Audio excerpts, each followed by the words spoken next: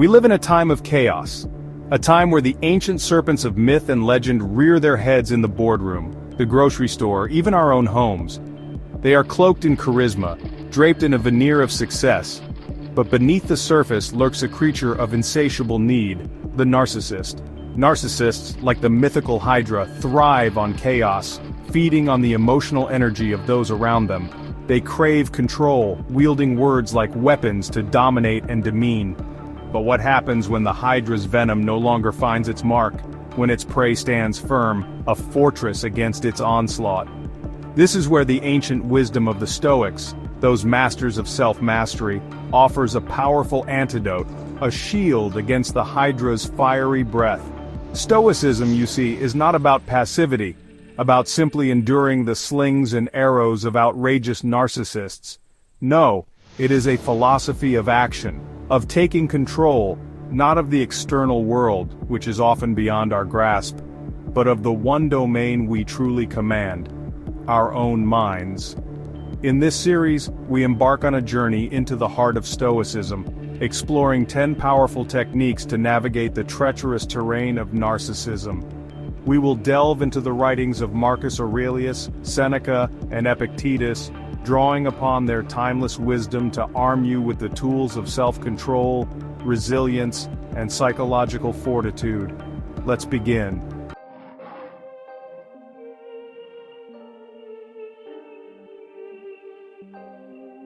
The narcissist, much like a cunning predator, relies on chaos to assert dominance. They stage their attacks carefully, pushing buttons, provoking reactions, always striving to elicit that sweet emotional nectar on which they feed. These are not battles fought on the open field of logic and reason. No, these are guerrilla wars, waged in the shadowy realms of emotionality. And just like a master manipulator pulling the strings of a marionette, the narcissist delights in watching their victims dance to their tune. The angrier, the more frustrated, the more distraught you become, the more powerful they feel. They feed off your emotional reactions, drawing perverse pleasure from your pain. But what if, instead of rising to the bait, you were to simply refuse to play their game? What if, instead of engaging in their carefully constructed drama, you were to simply walk away, leaving them alone on their stage, their performance meaningless without an audience? This, you see, is the essence of detachment. Detaching from the drama does not mean ignoring the problem, nor does it mean condoning the narcissist's behavior. It is a strategic withdrawal from the battlefield of their choosing, a refusal to fight on their terms. It is about taking back control, not through confrontation, but through strategic disengagement.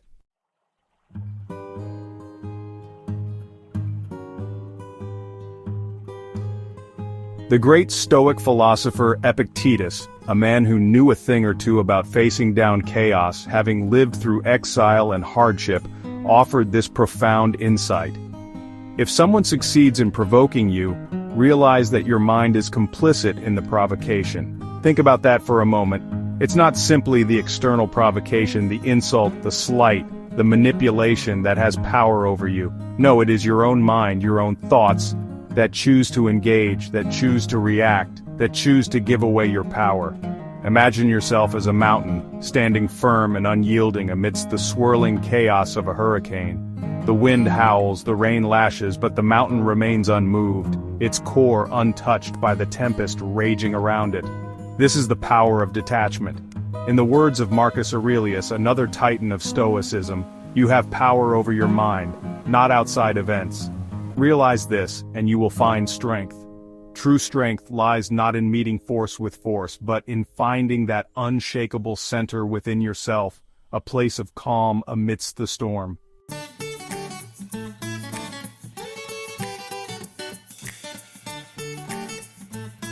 Silence in the face of narcissistic rage can be a weapon more powerful than any argument.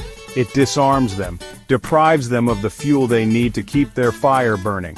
Remember, they want a reaction, they crave it, they feed on it. When you refuse to engage, when you meet their provocations with silence, you are essentially starving the beast. And like a beast denied its prey, they will eventually tire, their energy waning, their power diminishing.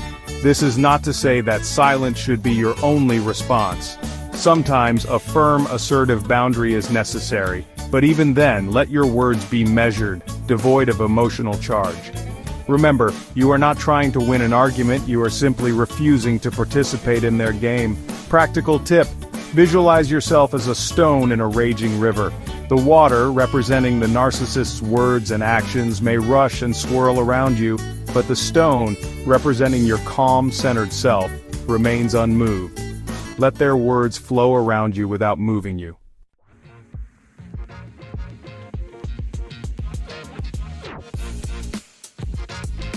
At the core of the narcissistic personality lies a deep well of insecurity, a profound sense of emptiness that they desperately try to fill with the attention and admiration of others.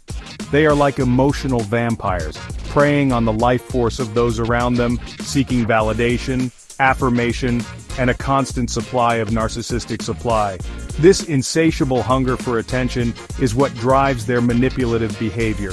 They crave your reactions, your anger, your frustration, even your love, because it feeds their fragile egos, momentarily filling the void within. But what if you were to cut off their supply? What if you were to deny them the very thing they crave most, your attention?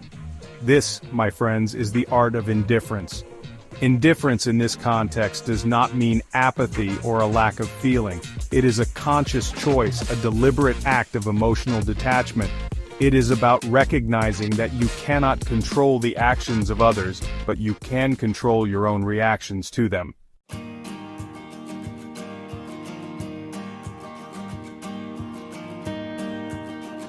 The great Roman emperor Marcus Aurelius, a man who navigated the treacherous waters of power and politics, understood the importance of controlling one's attention. He wrote, "You have power over your mind, not outside events. Realize this and you will find strength." The narcissist thrives on your emotional energy. They need your reactions to validate their own sense of self-importance. But when you refuse to give them that fuel, when you meet their provocations with a calm, indifferent demeanor, you are essentially taking back your power. This can be incredibly difficult, especially when dealing with a skilled narcissist who knows exactly which buttons to push. But remember, every time you react, every time you give them the satisfaction of seeing you upset, you are feeding the beast, reinforcing their behavior. The key is to starve them of that attention. Ignore their provocations, refuse to engage in their drama, let their words wash over you like water off a duck's back.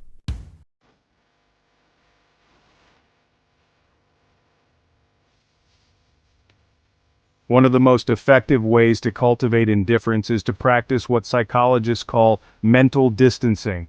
This involves consciously shifting your perspective, viewing the situation from a detached, almost third-person point of view. Imagine you are watching a play. The narcissist is on stage, putting on their dramatic performance, but you are merely an observer, watching their antics with a sense of amusement rather than engagement. This technique might seem simple, even silly, but it can be incredibly effective. By distancing yourself emotionally, you are essentially robbing the narcissist of their power. They are like actors on a stage, desperately seeking your applause, but the theater is empty. Practical tip: practice mental distancing. Imagine observing the situation from a third-person perspective. Ask yourself, what would I think of this situation if I were an outside observer? This shift in perspective can help you detach from the emotional intensity and respond with greater clarity and composure.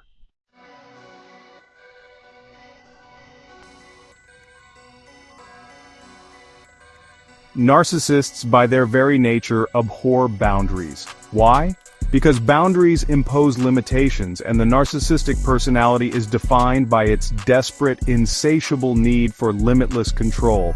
Every boundary you erect is a stake driven into the heart of their perceived dominion. Think of a child used to getting their way, throwing a tantrum when they hear the word no. The narcissistic response to boundaries is a more sophisticated, insidious version of that same childish outburst. They'll try to bargain, manipulate, guilt, or charm their way out of any restriction you attempt to impose. But here's the crucial point. You needn't engage in their elaborate dance of defiance. Just as you wouldn't negotiate with a toddler about bedtime, you must not negotiate with a narcissist about your boundaries. Your limits are not open for debate, they are not suggestions, they are non-negotiable lines in the sand.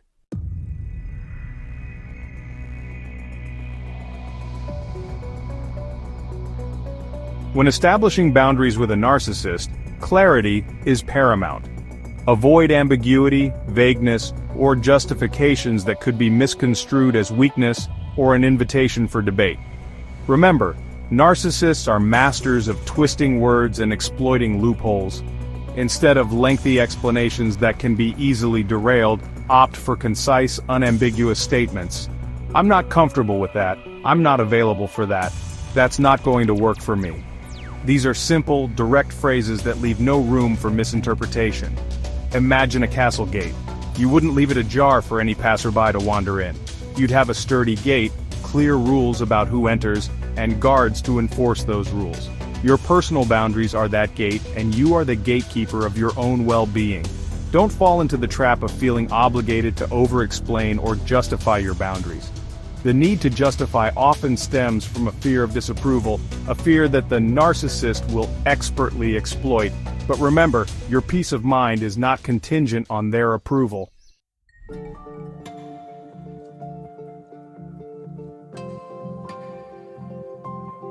In the vocabulary of self-preservation, no is the most potent word. It's a word that draws a line in the sand, a word that asserts your sovereignty, a word that narcissists dread.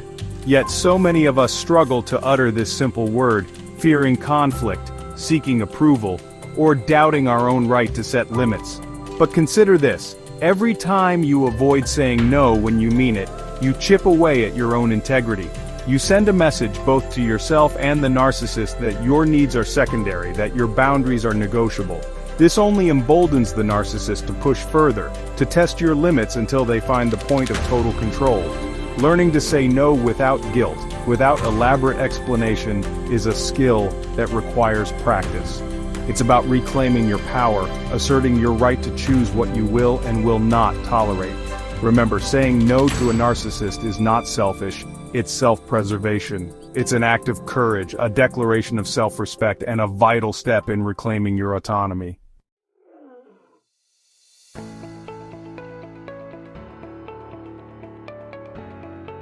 Narcissists, much like predators in the wild, are keenly attuned to vulnerability. They possess a sixth sense for detecting and exploiting emotional reactivity in others. Your anger, your tears, your desperate need to defend yourself, these are not mere reactions in the eyes of a narcissist. They are fuel. They see your emotional responses as confirmations of their power, as evidence that they can manipulate and control your inner state. The more volatile your reactions, the more leverage they have. This is why the Stoic principle of emotional mastery is not just a philosophical ideal, but a crucial weapon in disarming the narcissist. Epictetus, the Stoic philosopher who lived through his own share of hardship and tyranny, famously said, "No man is free who is not master of himself." This statement cuts to the core of dealing with narcissism. As long as the narcissist can control your emotional state, they control you. Control, you see, is not always about outward force or dominance. It's often about subtle manipulation, about knowing which buttons to push to elicit the desired response. And the narcissist's desired response is always your emotional upheaval.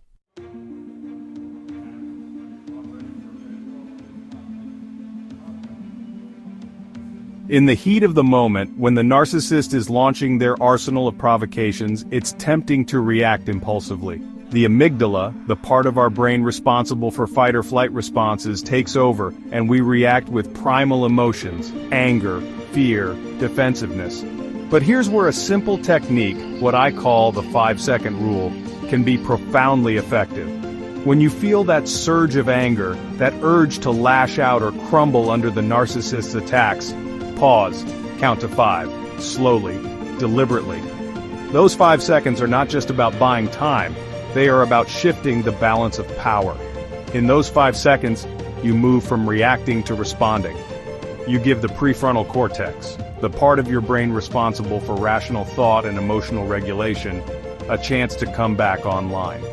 This shift, though seemingly small, is monumental. It's the difference between being controlled by your emotions and choosing your response. And in the face of narcissism, that choice is your most potent weapon.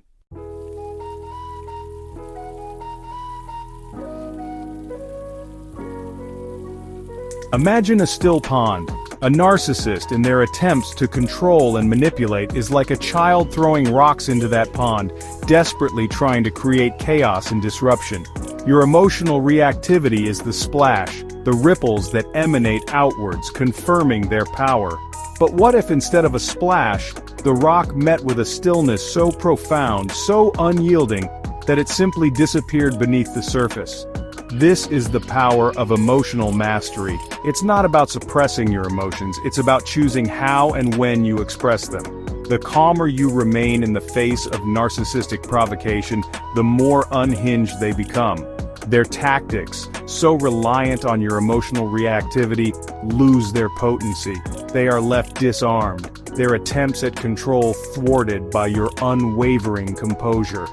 This, then, becomes your most powerful act of defiance. You refuse to play their game.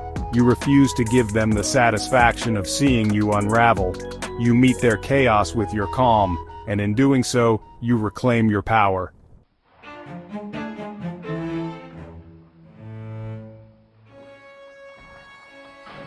Narcissists are fluent in the language of emotion. They are masters of persuasion, employing subtle tactics like guilt trips, veiled threats, and emotional blackmail to manipulate those around them. They thrive in the realm of feeling, where logic and reason are easily overshadowed by emotional turmoil.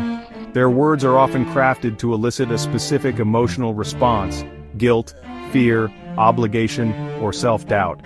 They'll twist your words, project their insecurities onto you, and gaslight you into questioning your own sanity, all in an attempt to maintain control. But here's the key to dismantling their manipulative tactics.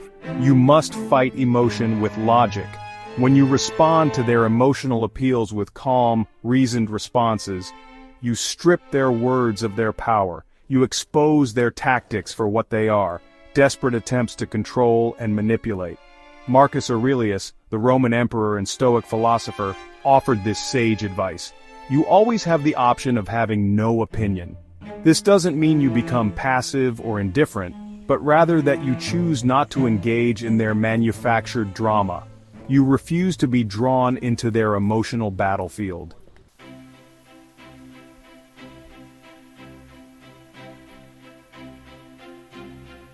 In the face of narcissistic manipulation, your most effective weapon is logic. When they try to bait you with emotional appeals, respond with facts, not feelings. When they make accusations, ask for evidence. When they try to twist your words, calmly restate your position. For example, imagine a narcissist saying, "You're always so cold and uncaring." Instead of reacting defensively, you might respond with, "I'm simply stating my perspective. Can you explain what specifically makes you feel that way?" By refusing to engage in their emotional game, you force them to articulate their thoughts and feelings in a rational manner, something they are often loath to do. This tactic is incredibly effective because it exposes the narcissist's manipulations for what they are: baseless accusations rooted in their own insecurities. By refusing to play their game, you take away their power. You show them that their tactics are ineffective, and in doing so, you disarm them. Remember, narcissists thrive on emotional chaos. By maintaining your composure and responding with logic and reason, you create an environment where their manipulations fall flat.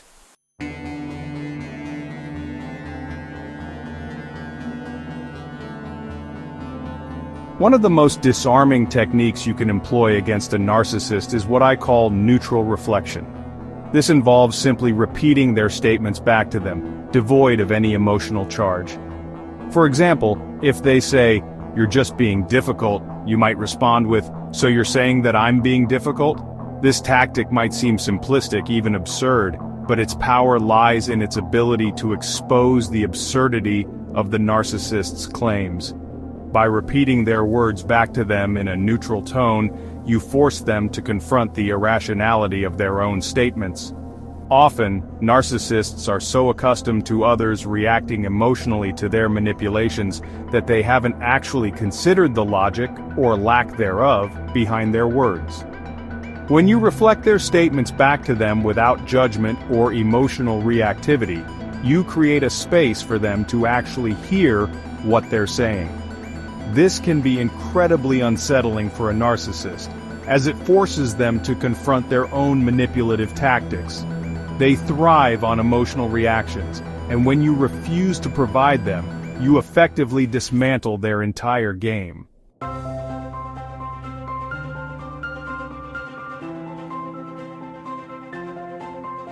Narcissists, those who haven't contended with the chaos within, often resort to a twisted. They see in you the flaws they refuse to acknowledge in themselves. Like a funhouse mirror, their perception is distorted, twisted to fit a narrative that serves their fragile ego. Seneca, a conditioned deeply, offered this wisdom: what others say is their reality, not yours. Their words, their accusations, are reflections of their internal battles, not a true assessment of your character. When confronted with these, pause. Take a step back from the immediate emotional entanglement and recognize the mechanism at play. You are not obligated to internalize their distorted perceptions. Your worth is inherent, not assessments.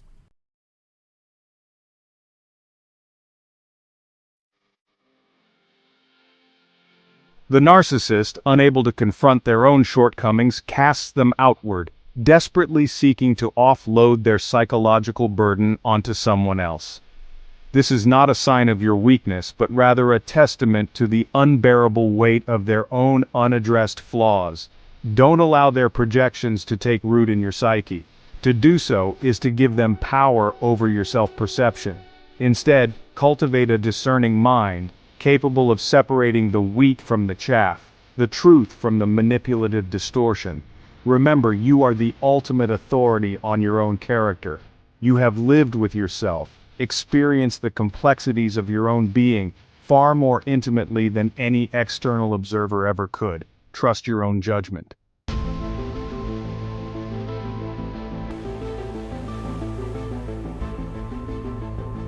When a narcissist attempts to project their flaws onto you, it is an attempt to control your narrative, to define you by their own limited and distorted perspective. But you are not beholden to their interpretations. In those moments, when accusations fly and judgments are cast, mentally label the interaction for what it is: projection. This simple act creates a psychological distance, a buffer between their words and your own sense of self. Refuse to accept their version of reality. You have the power to define yourself, to shape your own narrative. Don't relinquish that power to those who would seek to diminish you for their own psychological gain. Check one, check two, check. Narcissists, driven by an insatiable need for control, require access to you, to your energy, to your very being, in order to exert their influence. They are like emotional vampires, draining your vitality to feed their own fragile egos. Marcus Aurelius, a man of immense responsibility and Stoic wisdom, offered this counsel: be tolerant with others and strict with yourself. This is not a call for harsh self-criticism, but rather a reminder to prioritize your own well-being, to be the vigilant guardian of your own mental and emotional state. Like a fortress, your peace of mind must be protected. You have a responsibility to yourself to erect strong boundaries, to limit access to those who would seek to disrupt your inner sanctuary.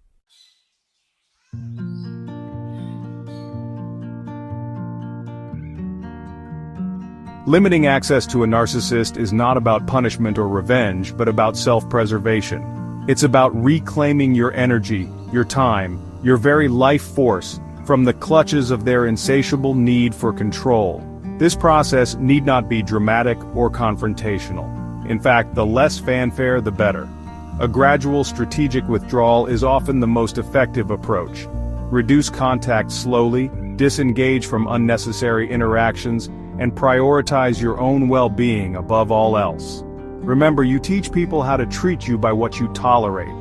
By setting firm boundaries and enforcing them consistently, you communicate that your peace is not negotiable.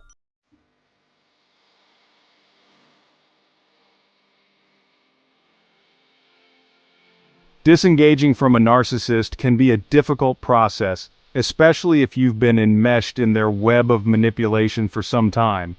But it is a necessary step towards reclaiming your autonomy and safeguarding your well-being. Don't feel obligated to explain your actions or justify your need for distance. Your mental health is not up for debate. The narcissist, accustomed to being the center of attention, may resist your attempts to disengage. They may try to guilt you, manipulate you, or draw you back into their drama. Stand firm. Remember why you made the decision to limit access in the first place.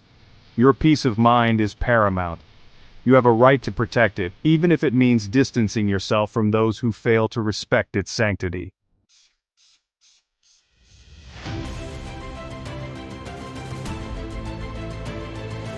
Narcissists, perpetually insecure and starved for affirmation, often dangle the promise of validation as a means of control. They offer praise and approval sparingly, knowing that by withholding it, they can keep you striving for their fleeting favor. Epictetus, a Stoic philosopher who understood the nature of freedom, warned, "If you wish to be free, desire nothing outside your control." Seeking validation from a narcissist is like trying to fill a bottomless cup. No matter how much you pour into it, it will never be enough. Your worth is inherent, not contingent on the fickle opinions of others. To base your self-esteem on their approval is to relinquish your power, to hand over the keys to your own self-worth.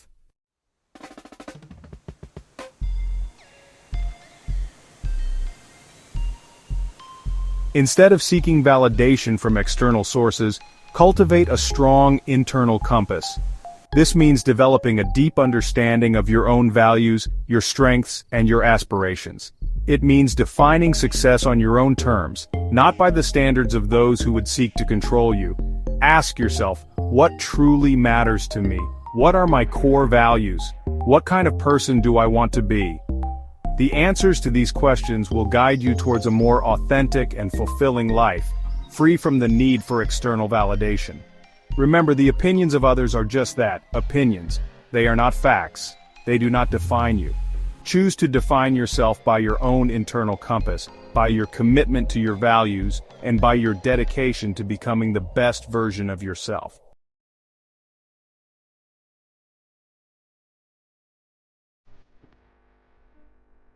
When you stop seeking validation from others, you reclaim your power. You break free from the need to please, to conform, to contort yourself into someone you're not. This freedom allows you to pursue your own path with clarity and confidence. This is not to say that you should disregard all feedback or isolate yourself from the world. Constructive criticism, offered with genuine care and respect, can be valuable. But learn to discern between feedback that is truly helpful and manipulation disguised as advice. Ultimately, the most important validation comes from within. When you can look in the mirror and say, "I am living in accordance with my values. I am striving to be my best self," that is all the validation you will ever need.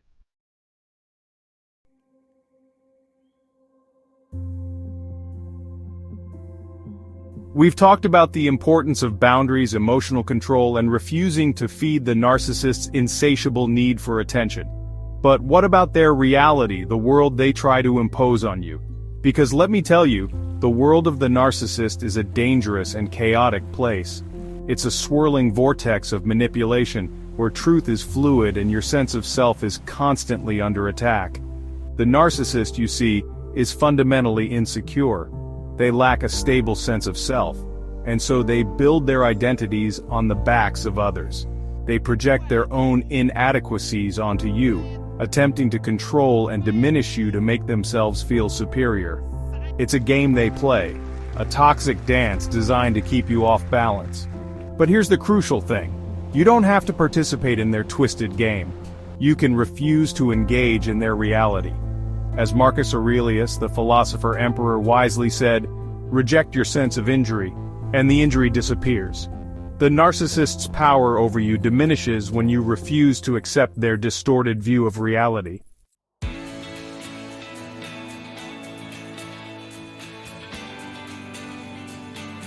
Imagine a grand castle, its walls tall and impenetrable.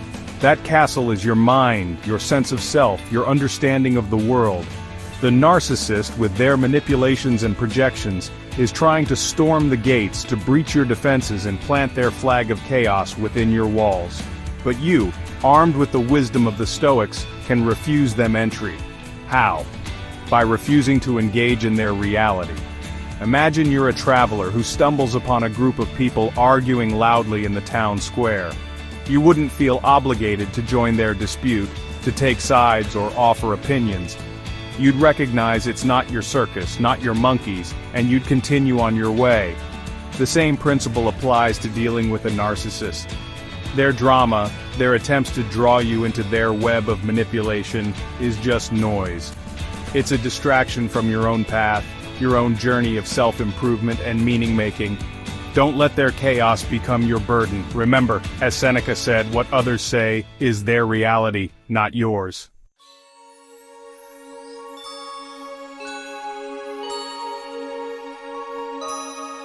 Now you might be wondering, what does it look like in practice to refuse engagement with a narcissist? One effective technique, often recommended by therapists, is called the gray rock method.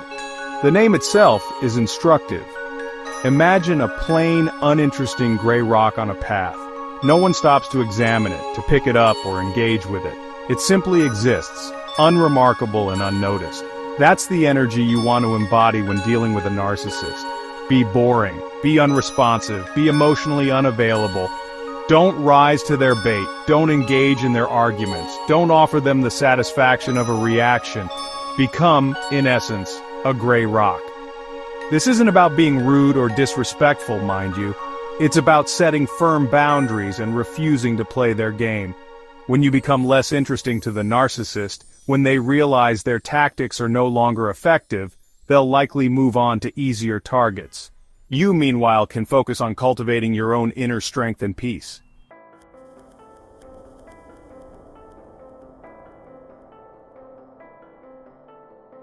We've explored 9 powerful Stoic responses to navigate the turbulent waters of narcissism. But the 10th, the final key to unlocking your true power, lies in a lifelong practice: the cultivation of inner strength through self-reflection. You see, the Stoics understood that true strength doesn't come from physical prowess or social dominance. It comes from within, from a mind trained to withstand the storms of life. Imagine, if you will, a mighty fortress, standing firm against the onslaught of a hurricane. The wind howls, the rain batters the walls, but the fortress remains unmoved. Why? Because its foundations are strong, its walls thick, its defenses well maintained. This fortress, my friends, is the inner citadel you build through self-reflection. It's the process of turning inward, of examining your thoughts, beliefs, and actions with a critical yet compassionate eye. It's about understanding your strengths and weaknesses, your values and aspirations. And it's about aligning your actions with your deepest truths.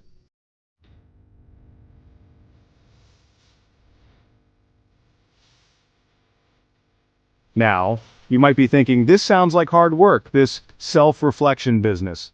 And you'd be right. It is work. But it's the most important work you'll ever do. Because the more you understand yourself, the less power others have over you. And what better way to embark on this journey of self-discovery than through daily reflection? Think of it like tending a garden. You wouldn't expect a bountiful harvest if you simply scattered seeds and hoped for the best. No, you'd need to prepare the soil, water the plants, and pull out the weeds. Similarly, cultivating inner strength requires consistent effort. Set aside some time each day, even just a few minutes, to reflect on your experiences. What challenges did you face? How did you respond? What did you learn about yourself?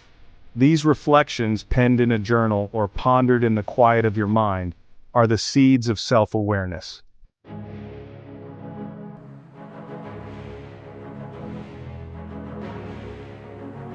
We live in a world obsessed with external validation. Social media, with its relentless pursuit of likes and followers, is a prime example. But the Stoics knew that true fulfillment doesn't come from seeking approval from others. It comes from aligning yourself with your own values, from living in accordance with your own internal compass. As Epictetus wisely said, if you wish to be free, desire nothing outside your control. When your sense of self-worth is dependent on the opinions of others, you become a prisoner to their whims. But when you cultivate inner strength through self-reflection, you break free from those chains. Remember, the narcissist seeks to control you by exploiting your insecurities, your need for validation.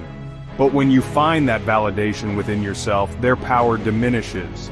You become the master of your own domain, the captain of your own ship.